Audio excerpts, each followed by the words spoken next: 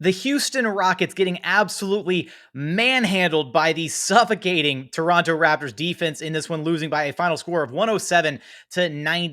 Alperen Sengun, Jae'Sean Tate, and Armoni Brooks finding some success in this one. How exactly did Jalen Green and Kevin Porter Jr. react and struggle with the Toronto Raptors? Very physical defense, all of that and more coming up right here at Locked On Rockets.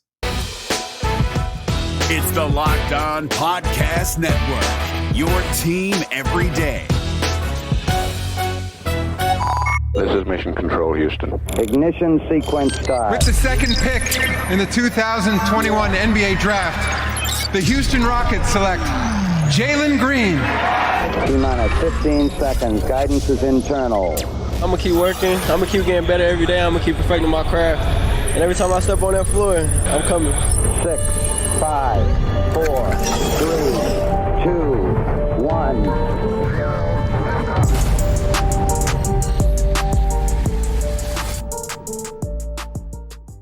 What's up, and welcome to another episode of Locked On Rockets, the best and only daily podcast covering your Houston Rockets. As always, I'm your host, Jackson Gatlin, native Houstonian and partner at Apollo Media. Be sure to follow along on Twitter at JT Gatlin, the show, of course, at Locked On Rockets, as well as at Apollo HOU. Now, I was a bit under the weather to wrap up the weekend. I don't know if it was food poisoning or what, but I'm back right as rain. And just as I was on the mend, starting to feel better, I had to sit through a, 30 turnover performance by the Houston Rockets. So then I fell deathly ill right after the game. Now, a lot to talk about from this game. There is some good to take out of the bad.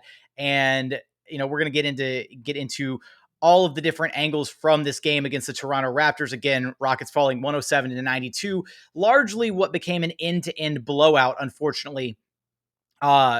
Really kind of the main crux of what happened in this game was the Rockets could not hold on to the ball to save their lives. They turned the ball over seemingly at every opportunity. It felt like at points like the Benny Hill theme song should just start playing because the Rockets would have multiple turnovers on a single possession, or turn the ball over and then immediately come back down and turn it over again, or get a steal and then turn it back over. It's hard to overcome any game where you turn the ball over 30 times to the tune of 32 points for the Toronto Raptors, right? I mean, they were, and there were some points where they were actually like kind of clawing their way back into this game. And so you look at any of the different variables at play here, the fact that they didn't hit a single three-pointer in the first half, the fact that they had an atrocious number of turnovers in the first half. I mean, maybe the flow of this game is just a little bit different if a couple different things break a little bit more evenly for the Rockets, or if they just don't cough the ball up as much, that kind of thing. But credit to the Toronto Raptors. Their suffocating defense, the guys that they have on the floor, from Precious Achiuwa, OG Anunoby, Scotty Barnes, Gary Trent Jr., I mean, their entire starting lineup, solid to plus defenders, guys who have a lot of length, who are very physical defenders. And even, right, I saw, some people online complaining, that should have been a foul call, right? The Toronto Raptors, along with the Miami Heat, which was, the second preseason game of the season, Rockets struggled against those teams because those teams play really hard-nosed, physical, intense defense. Even though it was a preseason game, right? Both of those teams came out and made the Rockets feel uncomfortable, right? Had them kind of playing on their heels, that kind of thing. And the reaction, right? The response from both Kevin Porter Jr. and Jalen Green, not exactly what you want to see out of those guys, right? They didn't assert themselves against the defense, right? And I do think that for KPJ, he struggled in the first half. Both Kevin Porter Jr. and Jalen Green absolutely, struggled in this game. I do think KPJ came back out in the third quarter and, kind of approached the game a little bit differently, found a little bit of success in that third quarter. He was not scoreless in the first half, but didn't hit a single shot in the first half. I think he had like 3 or 4 points on free throws and was 0 of 7 from the floor. And then in the second half came out and hit a couple threes, hit a bucket, had about 8 points, I think, in that third quarter. And found a little bit of success in that third frame. But Jalen Green only attempted 6 shots in this game, and 6 shots to go along with 7 turnovers. And I think that I was really hoping coming into this game that this would be the game where Jalen Green put it together, both like his inside game and the outside game, because we saw it in the very first game against the Wizards where he couldn't get a single 3-pointer to fall, but he was 4 of 8 inside the arc, looked really good driving to the rim, finishing at the hoop, that kind of thing. And then the inverse happened in the Miami Heat game where he struggled against the physical defense of the Miami Heat, struggled getting the ball inside, but was raining, hellfire from beyond the 3-point arc. So I was really hoping this would be the game where JG would be able to couple both aspects of his game and have a really solid all-around performance. And instead, we got neither of them, right? He struggled shooting the ball from outside, just 1 of 5 shooting from beyond the 3-point arc, and only attempted 1 shot inside the 3-point line. So I do think that there was a little bit of, it was tough for KPJ and Jalen Green to kind of deal with the physicality of the Toronto Raptors defense. And I think that the reaction that I would have wanted from Jalen Green or from the coaching staff would be to run some more sets to get him some opportunities where he is getting these screens where he's able to kind of get some separation from the Toronto Raptors defenders. And we saw a few of those. We saw a couple sets early in the third quarter, right after halftime, where it felt like the Rockets were deliberately trying to find ways to get Jalen Green the ball, either, curling off of picks and getting him set up for, some catch and shoot opportunities from behind the 3-point line. But I do think that was not the response that you'd want to see out of Jalen Green. Kevin Porter Jr. said post-game that the Rockets didn't even shoot enough, right? They only attempted 33 pointers. That's well below their usual number. So they were taken out of what they wanted to do by the Toronto Raptors defense. And they were being run off the 3-point line. The Raptors were crowding them. Anytime they got the dribble penetration that they wanted and they were able to get right to the rim, they were collapsing hard on whoever was there, whether it was KPJ, whether it was Jalen Green, Jae'Sean Tate, didn't matter who it was, Christian Wood. They were collapsing and double or triple teaming guys, forcing these turnovers, forcing bad passes out to the corners, things of that nature. And so you do have to give credit to the Toronto Raptors defense, but I do think that there was a level of aggression that was missing on Kevin Porter Jr.'s behalf in the first half, at least. It kind of, turned it on a little bit in that third quarter. And then especially from Jalen Green, right? Where there was a level of like almost passivity that came from those two guys. Because again, Kevin Porter Jr. spent the first half of the game kind of really working to try and get others involved. And there were times where I felt like he was almost overthinking his play, trying to make focusing on making the right pass instead of just reading and reacting to what the defense was giving him. And with KPJ, he's a guy that has to rely on his threat to score the ball to help facilitate for others, right? And I think that's where a lot of his playmaking ability comes from, is he is such an elite threat to score the basketball that creates opportunities for his teammates elsewhere when he's able to collapse the defense. And I think at times he was just looking for the pass rather than looking, okay, I'm going to, see what I can do to try and score the ball. And if the defense collapses on me, that's when I'm going to try and create something, for one of my teammates. And then for Jalen Green, so many of his turnovers were just passes that were either just a little bit off the mark or just didn't have enough juice to, behind them, or, he just telegraphing them a little bit. Again, I don't want to say lazy passes. But I do think that he was a little bit shell-shocked. I think the Toronto Raptors defense really took him out of his rhythm, what he wanted to be able to achieve. And in a way, he didn't, respond to that the way that you would hope, right?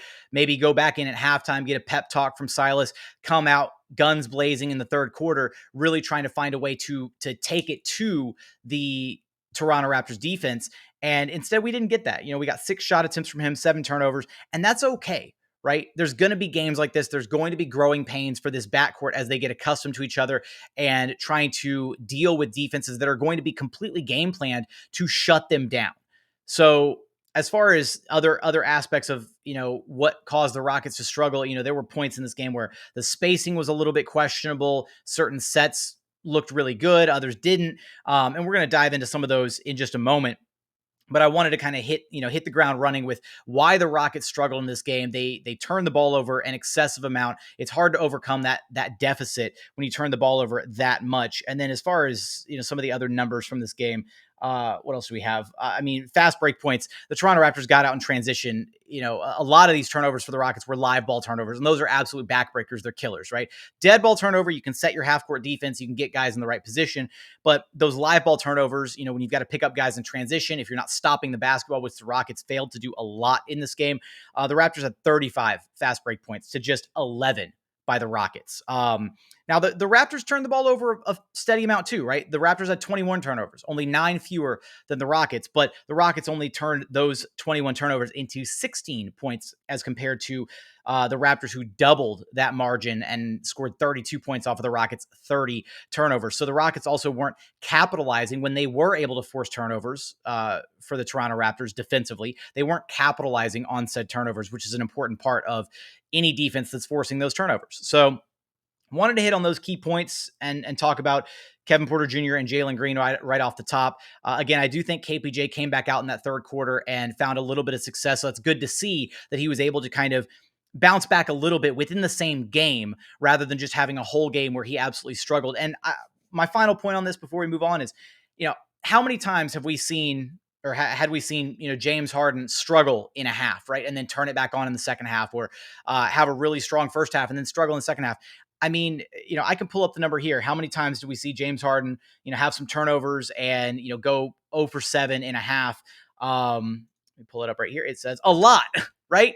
It's going to happen a lot. There's going to be growing pains for Jalen Green and for Kevin Porter Jr.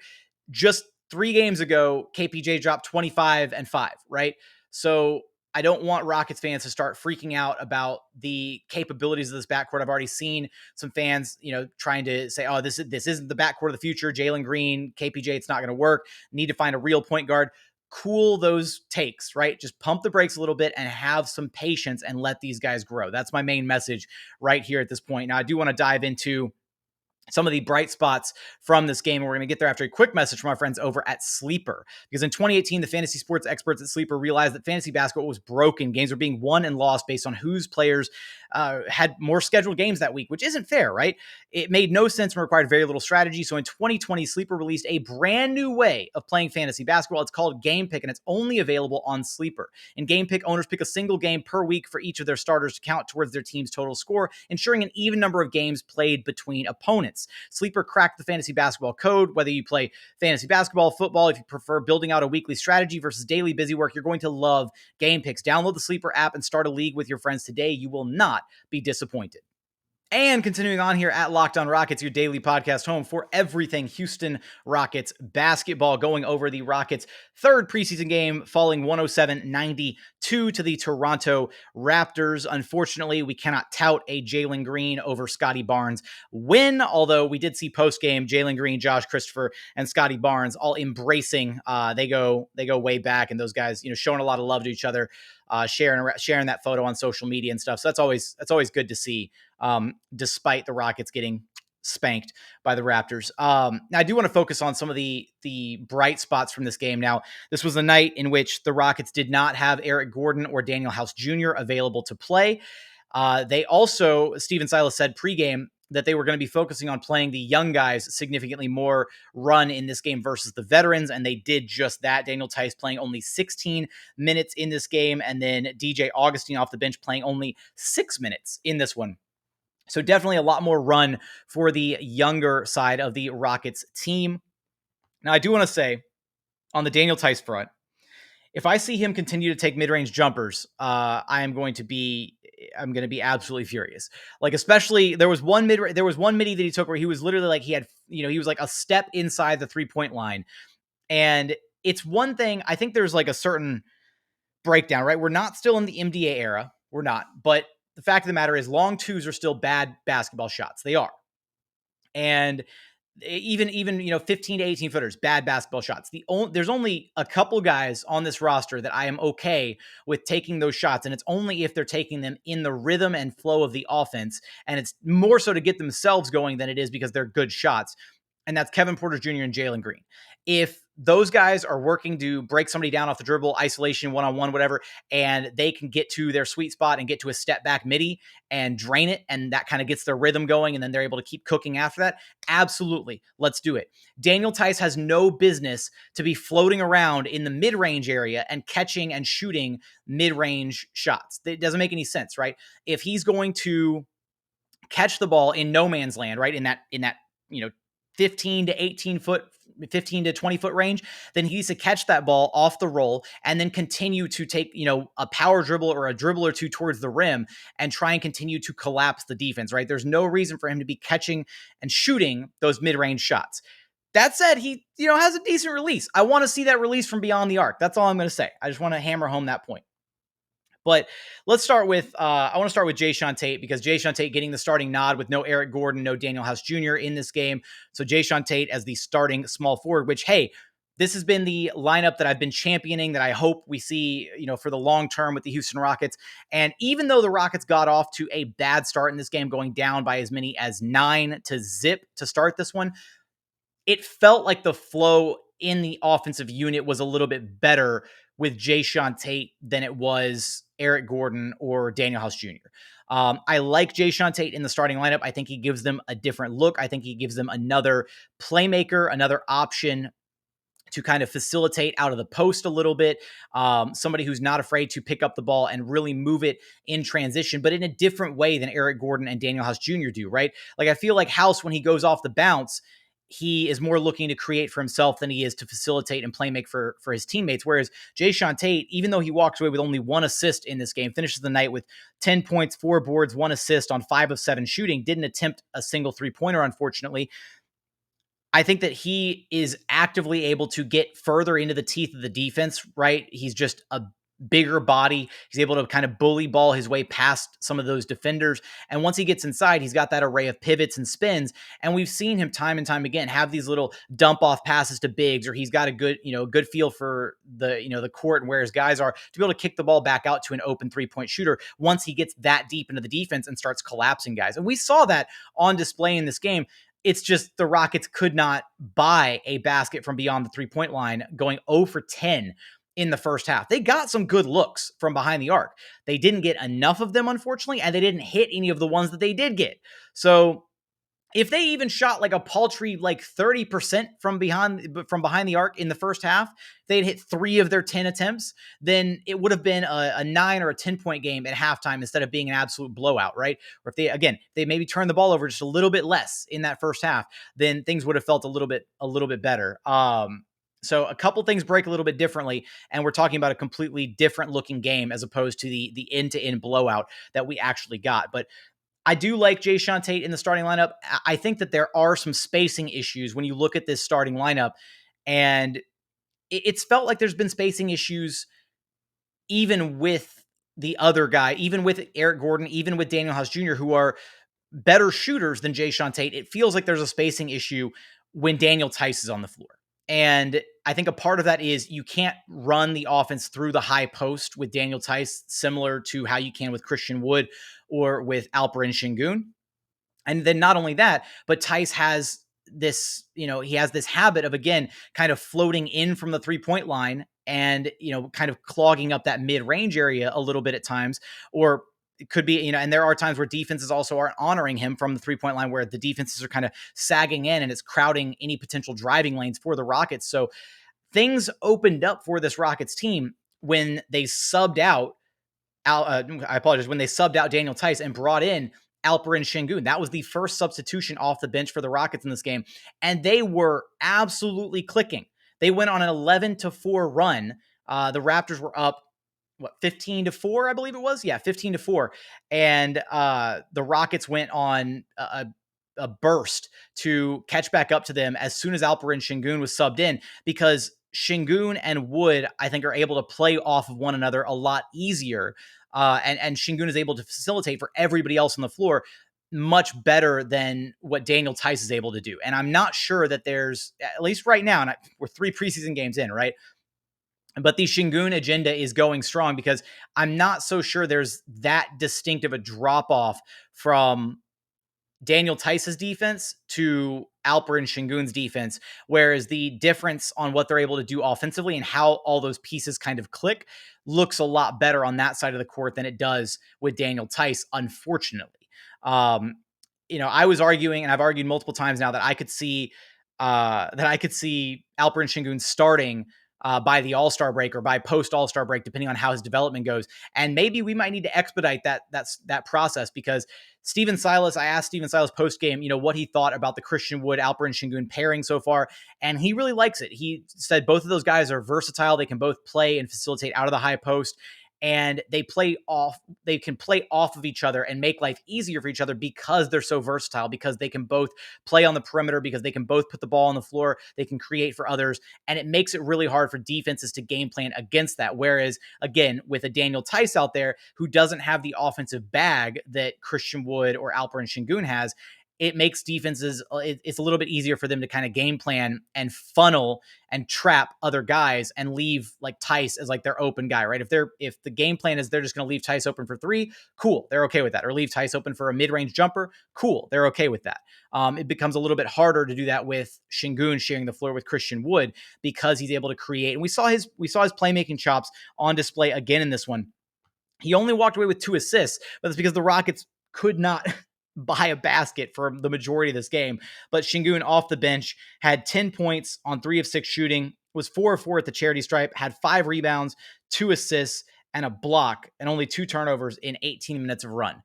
And again, he checked in, and the offense looked worlds different for the Houston Rockets the moment he checked into the game. And unfortunately, it didn't stay that way as they were continuing to make more substitutions. KPJ, Jalen Green really struggling to facilitate the ball, pass the ball successfully. Again, the Toronto Raptors defense, you have to give them credit for clogging those passing lanes, for playing really aggressively, really getting they were like inside the jerseys of the Rockets players, really being physical with them.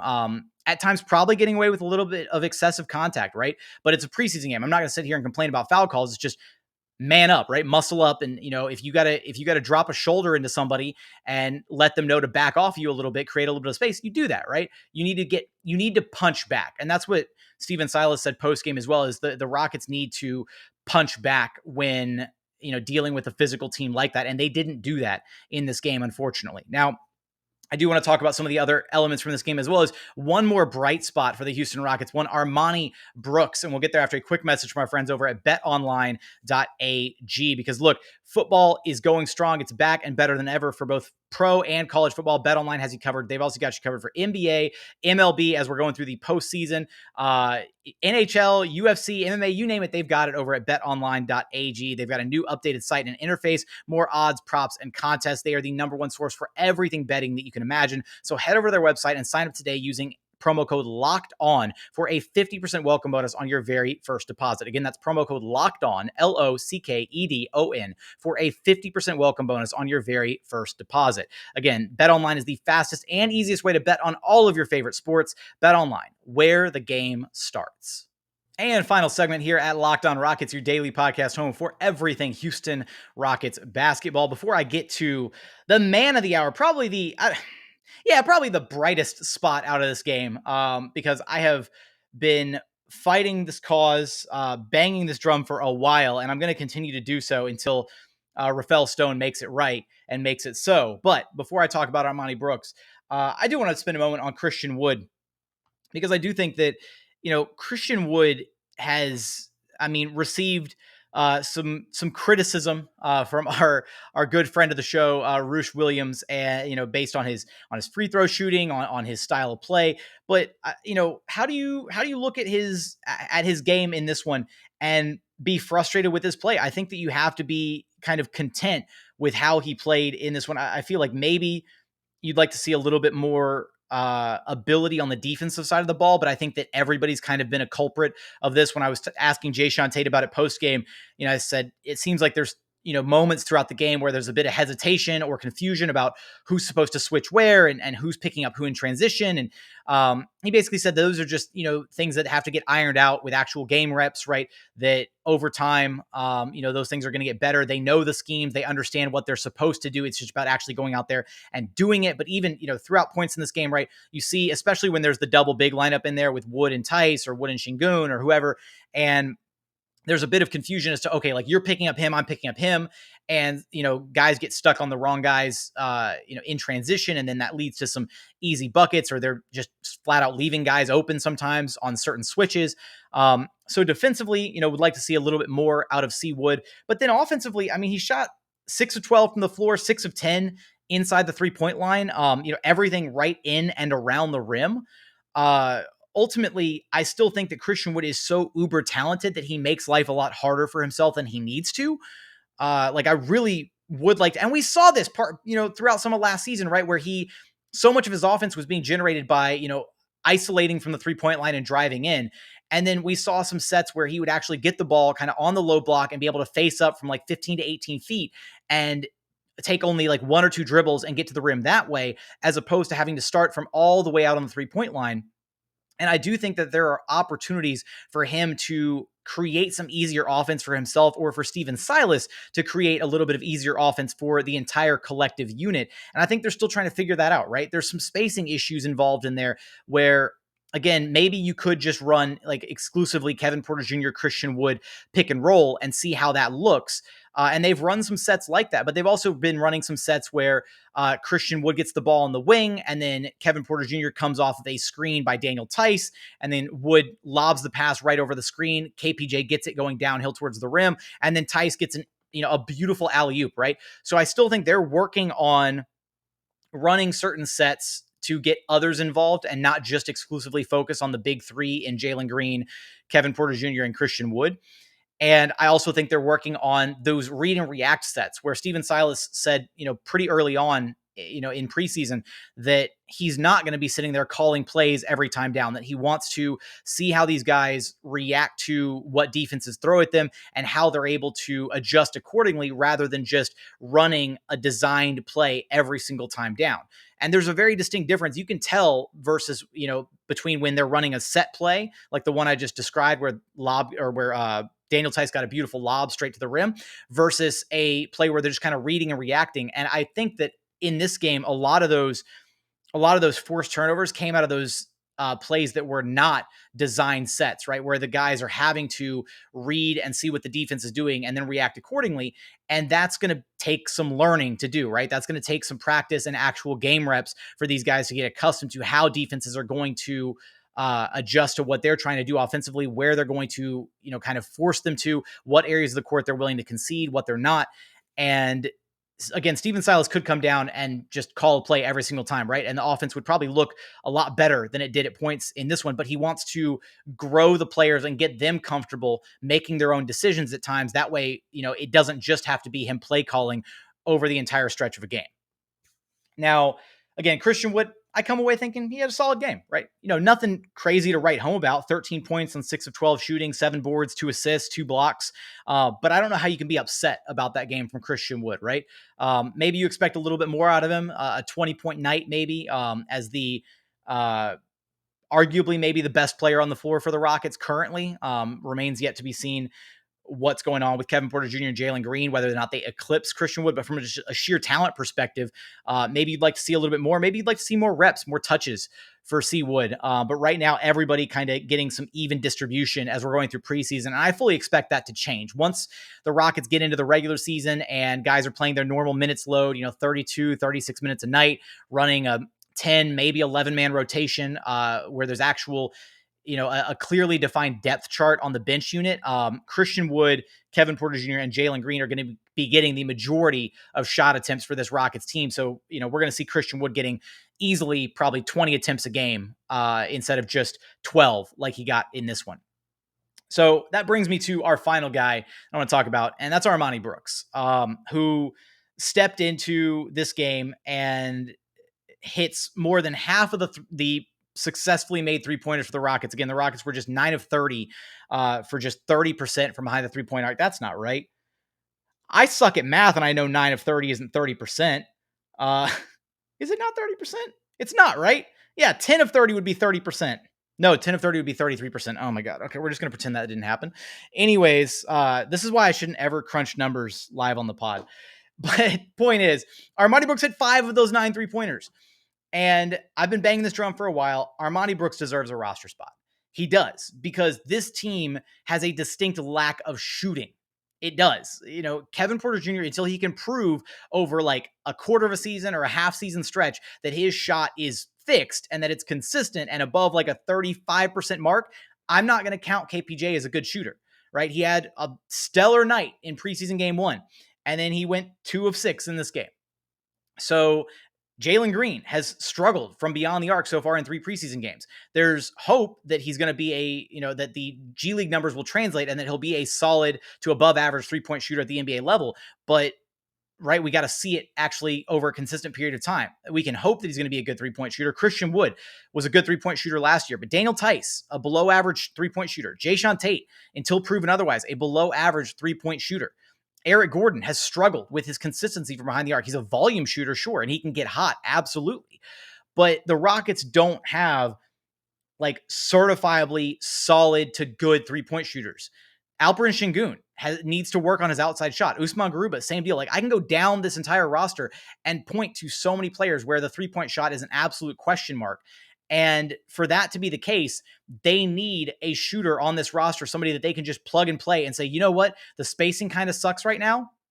We need to give KPJ an outlet. We need to give him a couple weapons on the wing to try and facilitate and have, a target that can actually hit some 3-point shots. And Armoni Brooks is that guy. There's nobody else on this roster that I would trust more currently than Armoni Brooks to sink a wide open 3-pointer. And that's facts. That's the truth.